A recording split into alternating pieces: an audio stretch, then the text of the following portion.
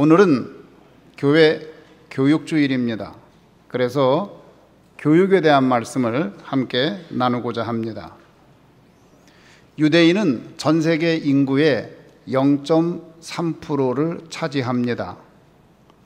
그러나 전 세계 인구의 0.3%를 차지하는 유대인 중에 노벨 경제학상의 65% 유대인입니다. 의학상 수상자의 23%, 노벨 물리학상 수상자의 22%, 노벨 화학상 수상자의 11%, 노벨 문학상 수상자의 7%가 유대인입니다. 어떻게 그런 일이 가능했을까요? 그 이유 중에 저는 교육을 꼽습니다.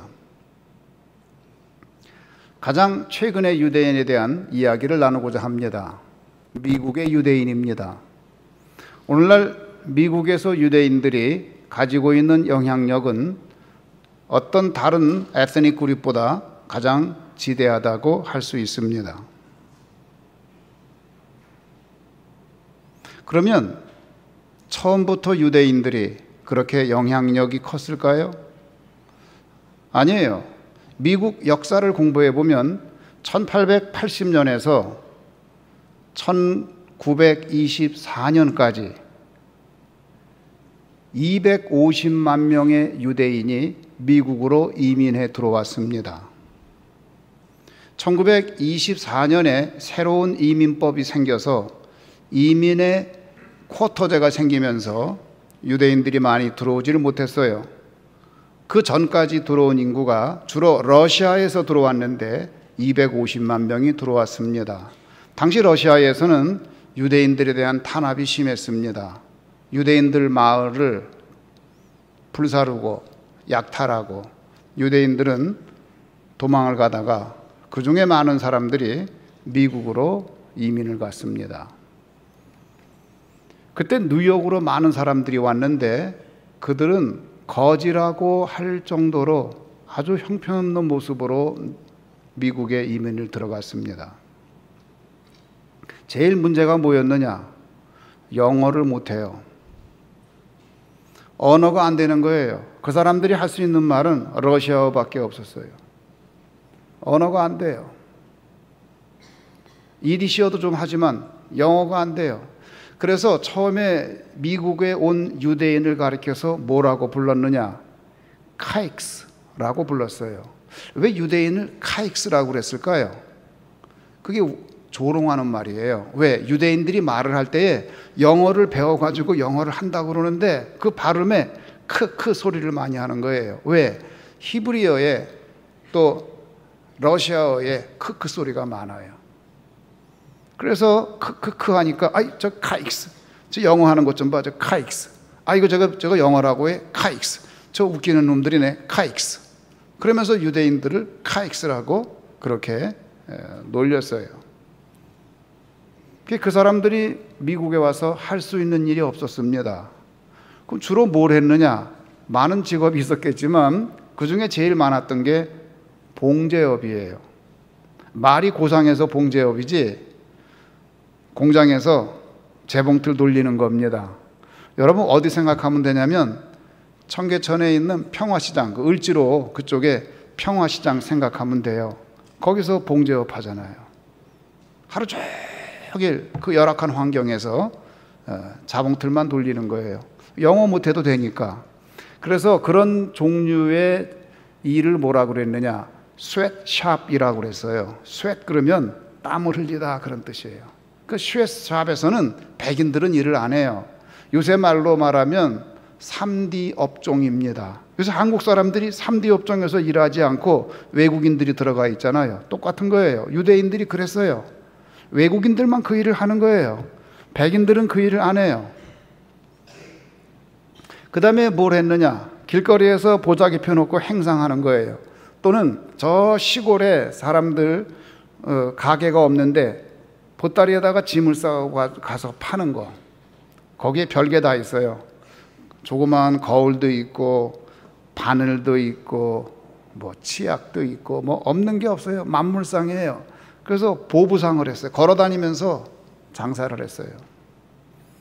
유대인들이 그렇게 살았습니다. 아이들은 학교에 갔어요. 학교에 가니까 영어를 배워요. 아이들은 영어를 하는데 아버지는 영어를 못합니다. 그때 유대인 엄마들이 결심을 합니다. 내가 내 아이들은 내 남편 같은 사람 만들지 않겠다. 그럼 어떻게 하면 될까? 그래, 방법은 하나야. 공부시키는 것밖에 없어. 그래서 아이들을 공부를 시키는데 지독하게 공부를 시켰어요. 그래서 거기서 나온 말이 뭐냐? Jewish mother라는 말이 나왔습니다. Jewish mother라는 말은 유대인 어머니란 뜻인데, 유대인 어머니라는 뜻으로 쓰이는 게 아니라 극성 엄마, 아주 공부에 그냥 막 아이들을 몰아넣는 그런 의미로 쓰이는 거예요. 요새는 타이거맘이라는 말이 쓰이죠. 주로 중국 엄마들이 요새 미국에서 아이들을 달달 잡아야 그냥 공부시키느라고, 그래서 그 사람들을 타이거맘이라 그러는데, 그래서 주이시 마드라는 말이 생겼어요. 그런 용어가 생길 정도로 그 엄마들이 아이들을 자기들은 고생하면서 공부시킨 거예요. 그러는 중에 1929년에 경제 대공황이 왔습니다. 경제가 어려워졌어요. 그때 대통령이었던 루즈벨트 대통령이 이것을 어떻게 해결할까 그러다가, 그래, 정부가 사람들을 고용하자. 그래서 작은 정부가 아니고 큰 정부를 만듭니다. 요새 말로 그때 당시에 참여정부의 개념이 생긴 거예요. 참여정부가 그때 시작한 겁니다. 참여정부를 만들고 뉴딜 정책을 펼칩니다. 그러면서 많은 사람들에게 일자리를 창출했어요. 그 일자리를 창출하면서 사람들을 뽑는데, 문제는 그때 당시에 대학을 졸업한 사람이 많지 않았어요. 미국 사람 중에 대학 졸업한 사람이 별로 없었어요. 그런데 보니까 대학 졸업한 사람들이 있어요. 누구 중에? 유대인들 중에. 그 주이시 마더들이 자기 아이들을 공부시켜서 대학을 다 졸업시켜 놓은 거예요. 그래서 이 사람들이 미국 정부에 많이 들어가서 관리가 됩니다. 그래서 유대인들이 루즈벨트를 가리켜서 뭐라고 그러느냐? Jewish King, 유대인의 왕이라고 부릅니다. 그래서 루즈벨트 대통령의 별명이 Jewish King이 됐어요. 유대인의 왕이 됐어요.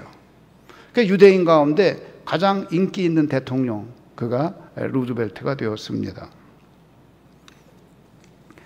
그렇게 되면서 유대인들이 신분 상승을 하게 되는데, 흥미로운 것을 보면 뭐냐면 1920년대, 1930년대에 미국의 프로복서의 챔피언들이 50% 이상이 유대인입니다. 아니, 복싱 선수가 유대인이라고요? 맞아요. 요새는 유대인 가운데 복싱하는 사람은 없어요. 그런데 그때 가난하고 못 먹고 배고프고 영어도 못하고 힘들 때에 신분 상승할 수 있는 빠른 길이 뭐냐? 돈 안 들고 할 수 있는 거, 챔피언 되면 되는 거예요. 복싱에서 챔피언 되면 돼요. 그래서 20년대, 30년대에 유대인 복싱 챔피언이 많이 나왔어요. 미국 육군사관학교 웨스트포인트의 제1회 졸업생들의 50% 이상이 유대인입니다. 아니, 유대인 숫자가 얼마 안 되는데 왜 그렇게 많은 유대인들이 육군사관학교 웨스트포인트에 가서, 졸업생 중에 50% 이상이 유대인이 됐죠? 돈 안 들이고 신분 상승할 수 있는 길, 그건 육군사관학교 가는 거예요. 돈 내라고 안 하죠. 국가에서 다 돈 대주죠. 교육 다 시켜주죠. 장교가 되죠. 그래서 유대인들 중에 장군들이 많이 나왔습니다. 그러면서 또 어떻게 했느냐? 의사를 만들었어요. 근데 의사를 만들려고 그랬더니 의과대학에서 유대인은 안 받아요. 그래서 초창기에 어떻게 했느냐? 영국으로 유학을 보냈어요. 거기서 의학을 공부하고 오게 했어요. 근데 공부하고 와서 의사가 됐는데 의사로 취업이 안 돼요. 유대인이라고 안 받아요. 그래서 유대인들이 유대인 의사협회를 만들었어요. 초기에는 호텔에도 유대인이 거절당했어요. 그 셀링만 형제, 유명한 형제가 있는데 호텔에 들어가려고 그러는데, 당신 종교가 뭐지요? 히브리 종교인데요. 그래요? 방이 없는데요. 갑자기 방이 없어요. 그래서 그 앞에다가 3배나 큰 호텔을 만들었어요. 그리고 이 사람들을 또 변호사를 만들었어요. 1940년대에 미국의 의사들, 변호사들 60% 유대인들이었어요. 그렇게 해서 미국 사회에 주류로 등장을 한 겁니다. 주한 이스라엘 대사 중에 아리엘 아라지 대사하고 제가 아주 가깝게 지냈어요. 그래서 그 아리엘 아라지 대사를 우리 건국대학에서 명예박사학위도 받게 하고 그렇게 제가 역할을 했는데 저랑 아주 친하게 지냈습니다. 그 부인이 루스 아라지라고, 그분도 문학 박사를 가진 분인데 저희 학과에서 히브리 문학을 가르치게 하고 저랑 티칭도 하고 아주 가깝게 지냈습니다. 근데 그 아리엘 아라지 대사가 저한테 늘 하던 얘기가 있어요. 최 교수님, 왜요? 이스라엘하고 한국은 똑같아요. 이게 뭐가 똑같은데요? 그랬더니 첫 번째, 이스라엘은요 아무것도 없어요. 부존 자원이 없어요. 그 흔한 기름도 안 나요. 옆에 나라들은 막 기름이 나는데 중동 국가인데도 불구하고 기름 한 방울 안 나요. 부존 자원이 아무것도 안 나요. 석탄도 안 나요. 아무것도 없어요. 근데 한국도 보니까, 와서 보니까 별로 나는 거 없네요. 그래요. 똑같아요. 그래요. 그러더니 똑같아요. 뭐가 똑같은데요? 그랬더니 이스라엘에는 사람이 있어요. 그러더라고요. 그 사람이 이스라엘의 희망이라는 거예요. 그 사람 때문에 이스라엘이 발전한다는 거예요. 그러면서 하는 이야기가 한국도 사람이 있다는 거예요. 한국도 사람이 있기 때문에 그것이 발전 가능성의 가장 큰 요인이라는 거죠. 자, 그런데 여기에는 전제된 말이 있어요. 전제된 일이 있어요. 그게 뭐예요? 교육이에요. 이스라엘도 교육에, 한국도 교육에 올인했어요. 교육이 없었다면 교육받지 못한 사람은 큰 자산이 되지 못합니다. 교육이 없는 사람은 국가의 큰 자산이 못 돼요. 교육이 없는 사람은 큰 영향력이 없어요. 아무리 사랑이 많으면 뭐합니까? 교회도 마찬가지입니다. 교육이 없는 교인은 영향력이 없어요. 그래서 교육이 필요한 겁니다. 교육이 있는 나라에 희망이 있는 것처럼 교육이 있는 교회에 또한 희망이 있는 겁니다. 그러면은 어떻게 교회 교육이 학교 교육을 능가하는 그런 힘을 발휘했는가? 제가 그때는 몰랐는데 지금 와서 생각하니까 그 이유를 알았어요. 그래서 그렇구나. 교회 교육이 그렇게 힘이 있는 거구나. 그 이유가 있구나. 그걸 알았어요. 왜 그럴까요? 학교 교육은 스펙을 중요하게 생각하는데 교회 교육은 그렇지 않아요. 이야기를 중요하게 생각해요. 스토리예요. 여러분, 스토리가 스펙을 능가합니다. 그럼 스펙이란 말이 뭐냐? 스펙이란 말은 영어 speculation에서 온 말인데요. 그거 미국에 없는 말이에요. 우리나라만 있는 말이에요. 영국 사람도 스펙이라고 하면 그거 무슨 말인지 몰라요. 그럼 스펙이라는 게 뭐냐? 사람이 취업을 할 때에 취업하기 위해서 필요한 학점이나 취업하기 위해서 필요한 자격증이나 취업하기 위해서 필요한 학위나 뭐 이런 것들을 스펙이라고 그래요. 그래서 그 스펙을 쌓기 위해서 사람들이 노력을 하지요. 그 스펙을 많이 쌓아야 이제 취업이 된다고 생각하는 거예요. 그래서 스펙을 중요하게 생각해요. 회사에서 중요하게 생각한 스펙이 뭐냐? 첫 번째가 전공이에요. 45.5%. 두 번째가 뭐냐? 인턴 경험이에요. 38.5%. 인턴 경험이 중요한 거예요. 그 다음에 아르바이트 경험 등등 그렇게 나갑니다. 그런 스펙을 사람들은 추구하는데 그럼 그 스펙이 있어야 성공하느냐? 스펙이 중요하냐? 예수님의 교육은 어땠느냐? 여러분이 예수님의 교육을 잘 살펴보면은 예수님은 스펙을 중요하게 생각하지 않았어요. 만약에 예수님이 스펙을 중요하게 생각했다 그러면 예수님이 제자들을 선발할 때에 예루살렘에서 뽑았을 겁니다. 그런데 예루살렘에서 사람을 뽑은 게 아니라 저 시골 갈릴리 호숫가에 사는 촌놈들 중에서, 그 촌놈들 중에서 제자를 뽑았어요. 스펙을 중요하게 본 게 아니에요. 그래서 그들 중에 사람을 뽑은 것을 알 수 있어요. 그럼 예수님이 하고자 한 건 뭐냐? 예수님이 하시고자 한 것은 스토리를 만드는 거였어요. 여러분, 예루살렘에서 잘 나가는 애들, 똑똑한 애들, 그런 애들을 데리고서 세계를 변화시켰으면 그건 큰 이야기가 못 돼요. 그놈들 잘났으니까. 근데 저 시골 놈들 데려다가 그놈들 변화시켜갖고 전 세계를 변화시켰으면 그건 얘기가 되는 거예요. 예수님이 어떤 사람이냐? 예수님은 스토리 메이커예요. 이야기를 만드는 사람이에요. 여러분이 예수님하고 관계를 가지면 그때부터 무슨 일이 생겨야 되느냐? 내 인생에 이야기가 있어야 돼요. 그 이야기가 없는 사람은 예수님 모르는 사람이에요. 왜? 예수님을 만나면 여러분 인생에 이야기가 생겨요. 자, 요한복음 보면은 처음에 예수님이 누구 만났어요? 니고데모를 만났어요. 니고데모는 정치인입니다. 국회의원이에요. 그 니고데모가 예수님 만났어요. 니고데모는 지위가 높은 사람이고 학문도 높은 사람이고 필요한 것이 없다고 여겨지는 사람인데, 그가 예수님을 만났을 때에 그럼에도 불구하고 내 인생에 가장 중요한 것, 부족한 것이 있구나라는 것을 확인하게 돼요. 그게 뭐예요? 중생이에요. 내 인생에 거듭남이 없구나. 그래서 예수님을 만남으로써 니고데모가 그 인생에 새로운 이야기를 쓰게 됩니다. 예수님 만나면 인생에 이야기가 생겨요. 그 다음에 누굴 만났나요? 사마리아에 가서 사마리아 여자를 만났어요. 사마리아 여자를 만났는데 여러분, 스펙을 비교해 보면은 니고데모하고 사마리아 여자하고의 스펙은 비교가 안 되는 거예요. 한 사람은 국회의원이고 한 사람은 전력이 나쁜, 사람들에게 손가락질 받는 여자예요. 그런데 그 스펙이 중요하지 않아요.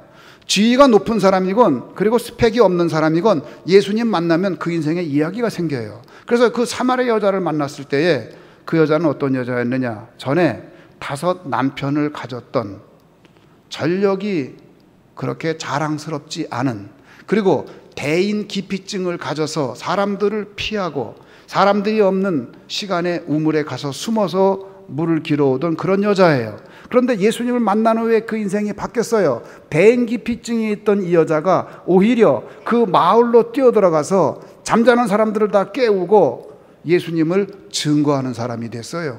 진리를 증거하는 사람이 됐어요. 예수님을 만나면 이야기가 생겨요. 그 다음에 누굴 만났나요? 날 때부터 소경인 사람이 있었어요. 이 사람은 할 수 있는 것이 없어서 길거리에 앉아서 구걸을 하고 있었어요. 예수님의 제자들까지도 그를 어떻게 생각했나요? 예수님에게 물었어요. 예수님, 이 사람이 저렇게 날 때부터 소경된 것이 본인이 지은 죄 때문입니까? 아니면 부모님이 지은 죄 때문입니까? 그렇게 물을 정도로. 근데 예수님 말씀하세요. 본인이 지은 죄 때문도 아니고 부모님이 지은 죄 때문도 아니고 하나님이 그에게서 하시고자 하는 일을 나타내고자 하심이라. 평생 못 들어본 얘기예요. 나는 그런 얘기를 들어본 적이 없어요. 내 인생을 그렇게 해석한 사람이 없어요. 근데 그 이야기를 듣고 난 후에 그의 인생의 이야기가 바뀌어요.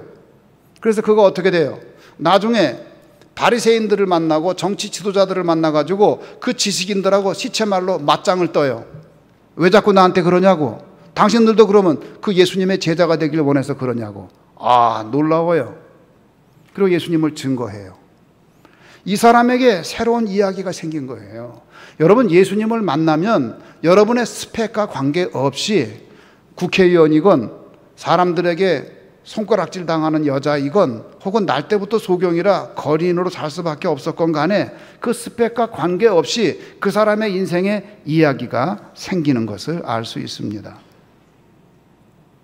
예수님은 저 변두리에 있는 그 갈릴리의 촌놈들을 가지고 세계를 뒤집어 엎었어요. 세계를 바꿔놓았어요. 오늘 본문 말씀도 보세요. 예수님이 이제 십자가 지고 죽으러 가는데 죽으러 가는 그 순간에 예수님이 어떤 일을 했느냐? 제자들의 발을 씻겨요. 그 중에 배반하고 지금 막 도망간 놈도 있어요. 근데 제자들의 발을 씻겨요. 그 얘기가 되잖아요. 제자들이 예수님의 발을 씻겼으면, 아, 예수님이 이제 죽으러 가시니까 우리가 발을 씻겨드리자. 그러면 그렇구나.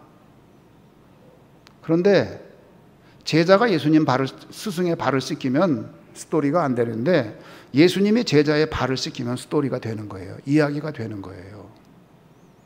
제자들의 발을 씻깁니다. 그리고 뭐라 그래요? 너희도 그렇게 해라. 너희도 그렇게 해라. 너희가 스승이 되면 그렇게 하라, 그 얘기예요. 내가 너희에게 본을 보인다. 우리 주일학교 선생님들, 주일학교 어린이들 발을 씻기기를 바랍니다. 발을 씻겨야 돼요. 우리 부모님들, 자녀들 발을 씻기시기를 바랍니다. 그러면 스토리가 되는 거예요. 부모가 자식에게 큰 소리하고 이래저래 그러면 스토리가 안 되는데, 아이를 붙잡고 발을 씻어주면 스토리가 되는 거예요. 예수님을 모시고 사는 사람은 스토리가 나올 수밖에 없어요. 그게 예수님의 교육 방법이에요. 예수님의 교육은 스펙을 중요하게 생각하지 않았고, 예수님의 교육은 그 교육을 통해서 그 가운데 하나님의 이야기가 만들어지는 것이 예수님의 교육이었던 것을 알 수 있습니다. 아이들에게 스토리를 줘야지요. 꿈을 줘야지요. 지금 스펙을 보고서 너는 못해, 그거 되겠어요? 아니에요. 아이들이 스토리를 만들고자 하는 그 꿈이 생기면 그 이야기가 만들어지는 거예요. 얼마 전에 우리 히브리학과 졸업한 학생이 아버지하고 왔잖아요. 서울경제신문에 계시는 그 아버지하고. 시카고 대학 박사학원에서 공부하잖아요. 다 안 된다고 그랬어요. 왜 안 되냐? 너 이야기 만들어라. 추천서 써줬어요. 석사과정 잘 마쳤고 박사과정 시카고 대학 공부하는데 그 아버지가 와서 그래요. 아, 얘는요, 공부만 하면요 그냥 학교에서 돈 다 줘요. 그냥 용돈까지 다 줘요. 얘는 공부하는 게 직업이에요. 월급 다 나와요. 아, 그 아버지가 좋아서 그러는데.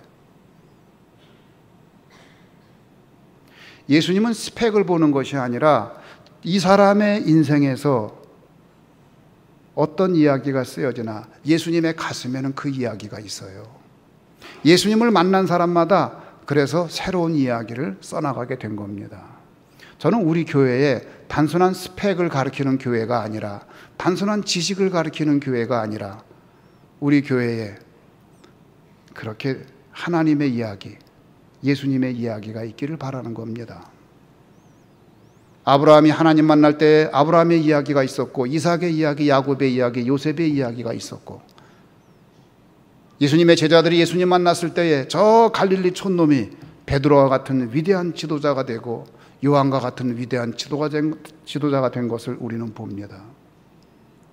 사랑하는 성도 여러분, 아이들에게 스펙을 너무 강요하지 마시고 아이들에게 이야기를 만드는 꿈을 가르쳐주는 부모님이 되기를 바랍니다. 또 우리 교회가 그런 교회 되기를 바랍니다. 민족을 품는 이야기, 민족을 통일시키는 이야기. 우리 장로님들 이번에 블라디보스톡 갔다 왔는데 너무 감사해요. 왜? 블라디보스톡 갔다 오면 거기서 일했던 독립운동가들 보면 우리 독립 애국자 돼 갖고 돌아와요. 젊은 사람들 많이 보내야 돼요. 그런 이야기를 자꾸 들려줘야 돼요. 우리 교회에, 그래서 우리 교인 가운데 민족 지도자도 나오고 위대한 정치인도 나오고, 우리 교회 교인 가운데 위대한 목사도 나오고 위대한 선교사도 나오고 과학자도 나오고 기업인도 나오고, 그래서 그들의 인생에 예수님의 이야기가 있는 그런 교회가 되기를 바랍니다. 우리 그런 교회 만듭시다. 우리 그런 교회 만듭시다. 그런 교회가 되기를 예수님의 이름으로 축원합니다.